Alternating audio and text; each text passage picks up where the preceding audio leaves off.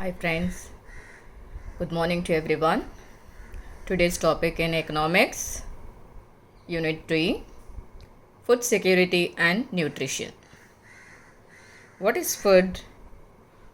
Food is defined as any substance that people eat and drink to maintain life and growth. What is food security? It would denote a person's ability to eat enough, stay active, and lead a healthy life. That is food security. And the nutrition. Nutrition is nothing, the process of providing the food necessary for the health and the growth.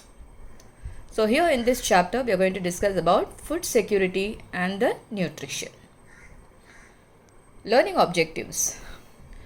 To study about the meaning, definition of the food security, to know about the availability and access to the food grains, to understand about the purchasing power and agricultural policy, to gain knowledge about the multi-dimensional nature of poverty, to study about nutrition and health status and policies in Tamil Nadu.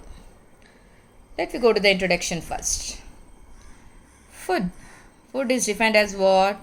Any substance that people eat and drink to maintain life and the growth. That is food. Food security, which would denote a person's ability to eat enough, which makes stay active and lead a healthy life. The food security. The United Nations Food and Agriculture Organization defines food security as follows.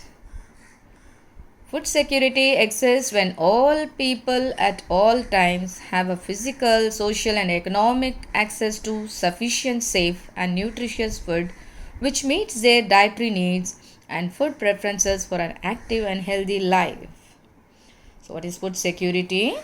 It exists when all people at all times which have a physical, social, and economic access to sufficient, safe, and nutritious food which meets their dietary needs and food preferences for an active and healthy life. That is the food security meaning as per the FAO. That is Food and Agriculture Organization 2009. While this comprehensive definition highlights the need for food to be nutritious, in addition to that, there are certain other aspects that are required to achieve the nutrition security. According to the eminent agricultural scientist Dr. M.S. Swaminathan, nutrition security is a physical, economic, and social access to a balanced diet, safe drinking water, environmental hygiene, primary health care, and primary education. So all these under a agricultural scientist Dr. M.S. Swaminathan, he just described that nutrition security is nothing. Physical, economic, and social access to a balanced diet, safe drinking water, environmental hygiene, primary health care, and primary education is necessary. Now, what are the basic components of the food and the nutrition security? There are three basic components of food and nutrition security. They are availability, access, and absorption. What is availability of food? It is a physical availability of food stocks in desired quantities, which is a function of domestic production with changes in stocks and imports. Access of food, that is entering to the food. It is primarily a matter of purchasing power and is therefore closely linked with the capabilities and employment opportunities to earn. Capabilities and opportunities in turn are related to one's access to assets and education. Absorption. Absorption of food is the ability to biologically utilize the food consumed. First point of view, availability and access to the food grains. What is availability and access? Availability, the foods which we have avail, which is easier to accept that. Access to entry, it is easy to get or to access that. That is availability. Entry, access means entry. Thus, food security for the people in a country is not only dependent on the quantum that is required of food available but also on the ability of the people to purchase. So, it shows the entry of food by purchasing and to stay in the appropriate healthy environment. Just as other developmental issues, food security of people is also related to a country's overall development process. So, after independence, India chose to adopt a planned developmental model. This is the food grains, different varieties of grains you are finding, which is healthier to the life. Nowadays, in the pandemic period, throughout the world, we are facing a problem. So, these are the healthy food grains which you are using. After an initial focus on agriculture, industrialization was given priority. So the recurrent drought means it's a natural disaster of below precipitation rain. So that is water shortage, droughts. So it is getting dry. By India pushed her to be dependent on imports of food grains. However, the availability of foreign exchange reserve could not permit open market purchases and import of grains. India had to plead for the food grains from richer countries at concessional rates. United States of America extended assistance through its Public Law 480, which is scheme to India during early 1960s. But a growing country with a massive population was perceived to be a potential candidate for revolution. The American administration and philanthropic organizations like Ford Foundations formulated a plan to increase the food production in the country by introducing high-yielding varieties HYV of wheat and rice. Why they are using this high-quality, high-yielding varieties? Yielding means the production which you used to get more in number in price. So this is of wheat and rice. This program was implemented in selected districts where the irrigation was assured. So the results were promising and the program was extended to cover a larger number of districts. Thus, Green Revolution was born in the country, paving way for the self-sufficiency in food production. Self-sufficiency in food grain production. So it shows you, finally, it increased food grain production was made possibly by an increased area cultivated with HYV. That is, high-yielding varieties of rice and wheat, as also an increase in the yield of these major cereal crops. Area under food grains was a little more than 98 million hectares during early 1950s. The country was producing just 54 million tons of food grains then, with an average yield of food grains of 547 kg per hectare. But now the food situation has steadily improved over a period of 65 years. Area under food grain cultivation has grown to 122 million hectares. So with an increase of five-fold increase in food grain production, yield of food grains has also increased fourfold between the time of independence and at present time. So during the independence time and before it was very less, but now it has been increased fourfold. So nangu madangaga between the time of independence and at the present trend. The growth in food grain production was made possible by HYV program, high yielding variety program, which was implemented as a package. So apart from introducing fertilizer responsive, high yielding varieties of rice and wheat, it ensured the availability of subsidized chemical fertilizers for the farmers. So cheaper farm credit was disbursed to the farmers through cooperative banks and societies. Look at this, Food Corporation of India. So it shows you minimum support price, MSP for the crops were announced at the beginning of the season, and the state procured the harvested grains through the Food Corporation of India, the FCI, which had built huge storage godowns and built the buffer stocks of food grain during the harvest season to be disturbed all throughout the year. So distributed, this has to be, why buffer belt has been built up means to store the food grains during the harvest season to distribute all through the year. Throughout the year you can able to get the crops with that buffer stocks. Minimum support price. Minimum support price is a price fixed by an expert group for a particular crop by considering various costs which involved in the cultivation of that crop. After announcing the MSP, that is minimum support price, the state will open procurement centers in places where these crops are widely grown. However, the farmers are free to sell in the open market if they get a better price for their crop produce. On the other hand, if the open market price is lower than the MSP, that is minimum support price, the farmers would get an assured price by selling their produce to the FCI. The rapid increase in food grain production was accompanied by appropriate technological interventions in the dairy, poultry and fisheries sectors. Dairy, milk products, poultry, the பண்ணைகள் சொல்கிறீங்களே that fishes sectors. So as a result, the milk production in the country witnessed an 8-fold increase. Egg production, poultry, it grew the 40-fold, and fish productions by 13-fold between the time of the independence and mid-2000s. However, India could not succeed in attaining self-sufficiency in the production of pulses and oil seeds. Pulses, பருப்பு வகைகள். Therefore, India depends on imports to meet the requirements of people. So, public distribution system.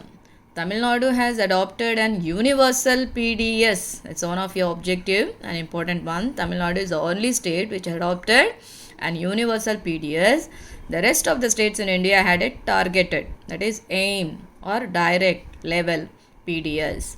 So under universal PDS, all the family ration card holders, PDS, public distribution system, it's a ration shop. Under this, they are entitled to the supplies from the PDS. In the targeted PDS, the beneficiaries are identified based on certain criteria and given their entitlements, leaving out the rest. So both union and the state government subsidized means supported financially the supplies which distributed through the PDS. The level and quantum that is required of the subsidy, a sum of money granted by the state, also varied across states. So each and every state, they don't have the same subsidy. So PDS system they are not following, except Tamil Nadu, which has adopted an universal PDS. Look at this. This is the ration shop, public distribution system. Nowadays you have a card. Instead of ration card, you have a smart cards to get achieve all these items. Subsequently, the National Food Security Act was passed by the Indian Parliament in 2013. The NFSA, that is National Food Security Act, covers around 50% of the urban households and 75% of the rural households. Urban, it's a town. Rural, it's a village households. These households are known as priority households, identified based on a set of criteria, based on the set of bases or judge decided. Priority households of this country now have the right to food supply through the PDS. So the union government supplies rice at the rate of rupees 3 per kg, wheat at the rate of rupees 2 per kg, and millets at the rate of rupees 1 per kg under NFSA, National Food Security Act. Tamil Nadu, which continues to have the universal system of PDS and supplies the rice at free of cost to all card holders. But now current we are paying, they are charging 3 rupees kilogram per kilogram. They are charging 3 rupees. It is given in the text, it's a free of cost to all the card holders. But now at present current trend, our Tamil Nadu government is also charging amount for the rice. National Food Security Act in Tamil Nadu. On 1st November 2016, National Food Security Act was implemented in Tamil Nadu after holding out for 3 years. Role of consumer cooperatives in a food security. Consumer cooperatives play an important role in the supply of quality goods at responsible rates to common people. There is a three-tier structure of consumer cooperative societies in India.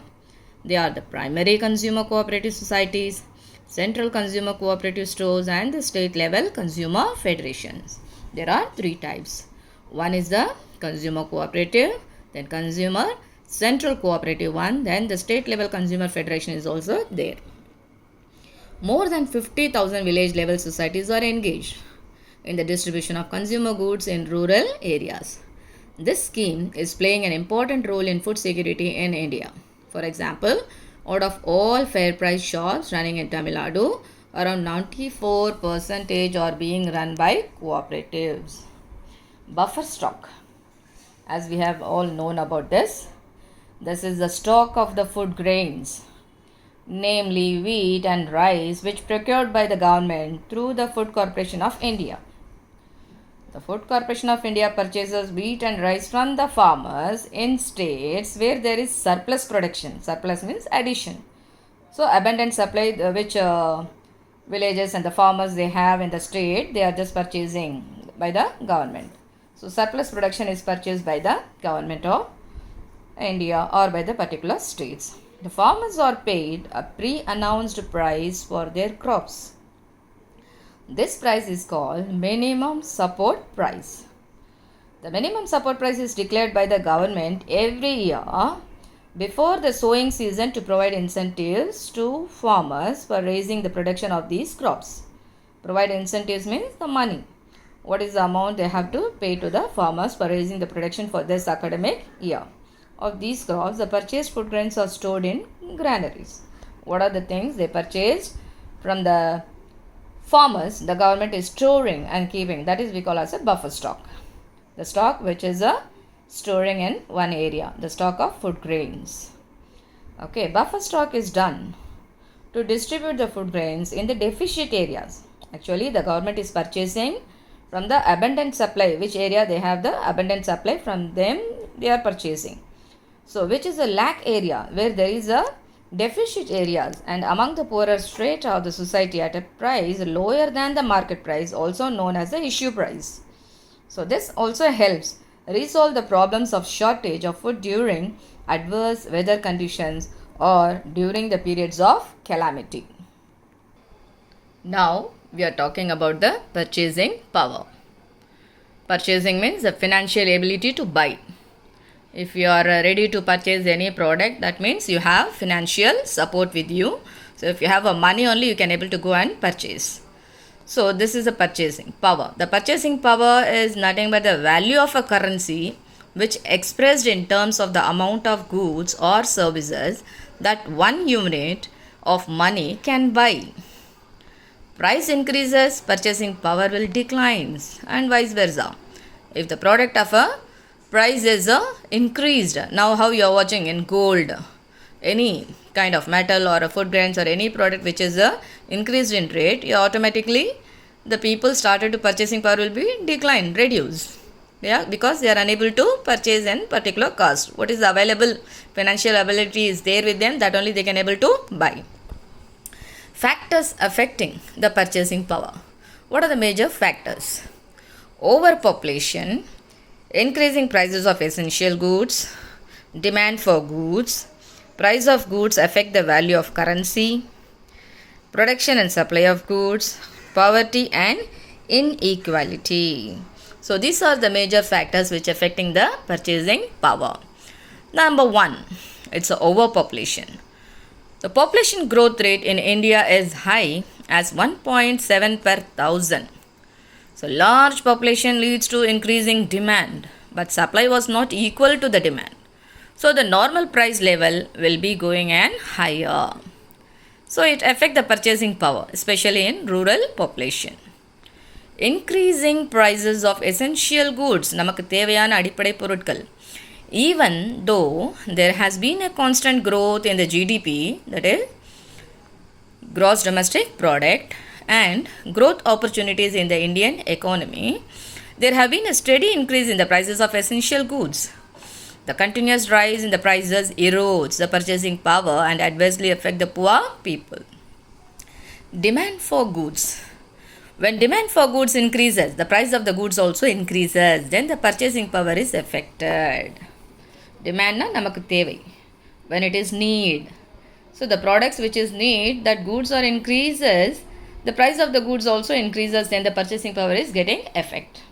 The people unable to purchase. Price of goods affect the value of currency. When the price increases, the purchasing power decreases. And finally, the value of currency decreases. பணத்துக்கு மதிப்பே இல்லாமல் போயிடுது. Production and supply of goods. The production and supply of goods decline, the price of the goods increases, then the purchasing power is affected. Poverty and inequality. There exists a huge economic disparity in the Indian economy. The proportion of income and assets owned by the top 10% of the Indian which goes on increasing. This has led to an increase in the poverty level in the society. So generally, purchasing power is affected by the poverty and unequal distribution of wealth also. Okay, so this is the factor. Purchasing power parity, triple P. A concept related to the purchasing power is the purchasing price parity. Triple P is an economic theory that estimates the amount that need to be adjusted to the price of an item. So purchasing power parity can be used to compare the country's income levels and other relevant economic data which concerning the cost of living or possible rates of inflation and deflation.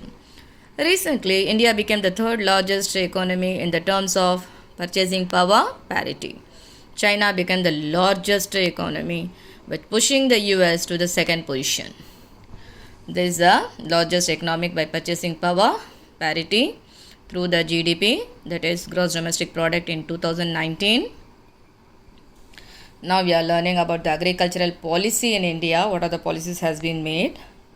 The new agricultural policy based on the export of agricultural goods was announced by the central government in 2018. This policy states that the government has decided to remove the export restrictions on most organic and processed agriculture products.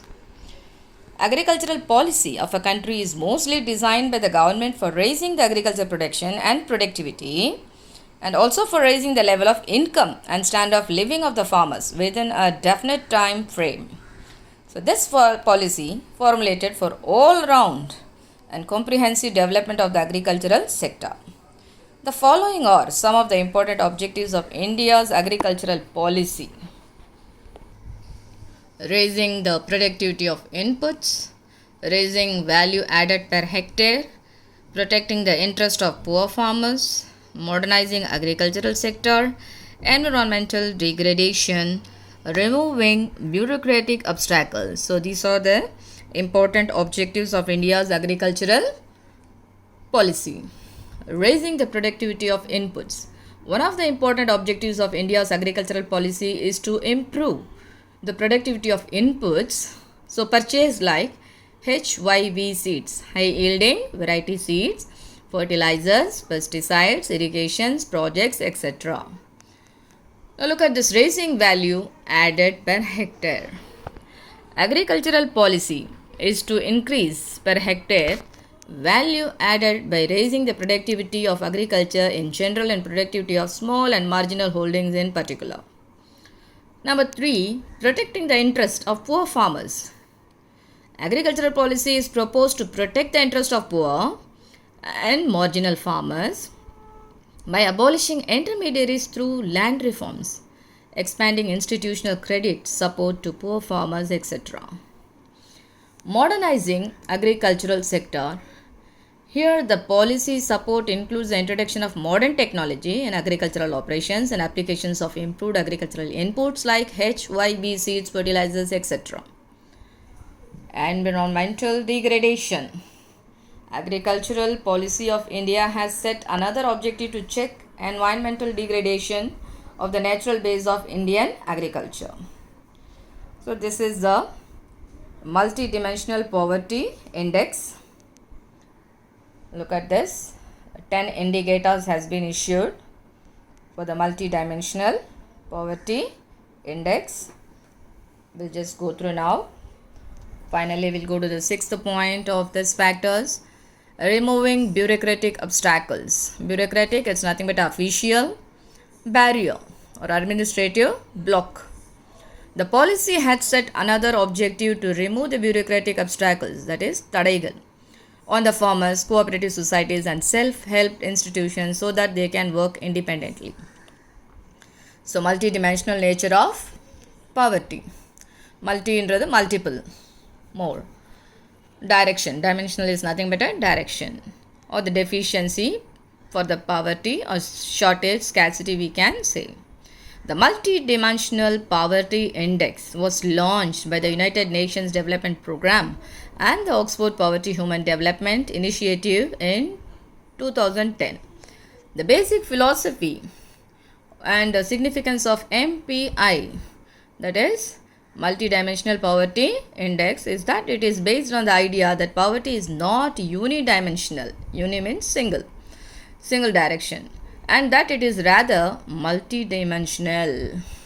Multidimensional poverty is made up of several factors that constitute poor people's experience of deprivation, such as health, education, living standards, income, disempowerment, quality of work, and threat from the violence. These are the poverty, that is the shortage, deficiency from the people. This is the index you are finding now, Multidimensional Poverty Index 2018 report in Tamil Nadu. Over the last decades, one decade is equal to a period of 10 years. So over the decades, many years, Tamil Nadu has made a significant progress in poverty reduction. The districts in Tamil Nadu are classified into three categories, namely high poverty districts, then that is more than 40% of the population living below poverty. Now look at these indicators belong to this poverty, multidimensional poverty index. There are 10 indicators totally. In the side, left health, education and living standard. These are three dimensions of the poverty. Look at the 10 indicators. Related to the health is nutrition and child mortality. For the education, years of schooling, school attendance, living standard, cooking fuel, sanitation, water, electricity, floor, acids. So all these has been developed very well in Tamil Nadu level. Now we are talking about the moderate poor districts around 30 to 40% and low level poverty districts below 30%. Look at this, top and bottom MPI, Multidimensional Poverty Index districts in Tamil Nadu. Top 5 districts, Kanchipuram, Chennai, Kadalur, Coimbatore and Nagapattinam. Bottom, that is least 5 districts, Dharmapuri, Peramballur, Ramanathapuram, Virudhunagar and Ariyallur. Now here we are going to talk about the nutrition and health status. Nutrition means the status which have the process of providing the food necessary for health and growth. In Tamil we used to call Uttachattu. Health Arogyam, based on our health status. So we noted earlier that food security includes nutrition security too. Though our country has reached self-sufficiency in food production, the nutrition status of the population has not seen corresponding levels of the improvement. See, this is the underweight child, undernourished or chronically energy deficient child by the National Family Health Survey has been taken out. Now we are talking about nutrition and health status in Tamil Nadu. Nutrition plays a crucial role in human health and well-being. At the national level, despite higher economic growth, improvements in human development indicators like nutrition levels of the population have been unacceptably slow. A large number of Indian children are stunted. A substantial number of Indian children and women are underweight, anemic, and suffer from the micronutrient deficiency. So to address these concerns, the central and state governments have been channelizing substantial resources into various health and nutrition schemes and programs like Integrated Child Development Services (ICDS), midday meals, reproductive and child health programs, and National Rural Health Mission.